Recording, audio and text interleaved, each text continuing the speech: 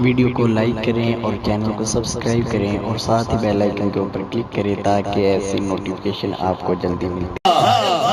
सजदे अंदर नमाज सरवर पढ़ा रहे थे, हुजूर आगे साहब पीछे कर अपना फर्ज अदा रहे थे।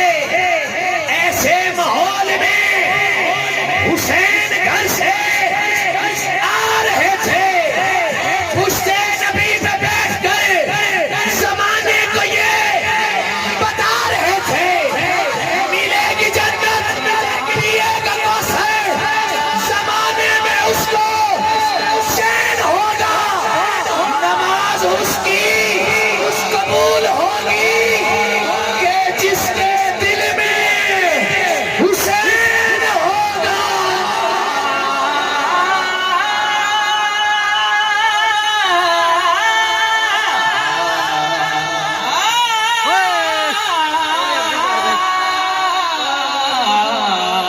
नमाज उसकी कबूल होगी कि जिसके दिल में हुसैन होगा।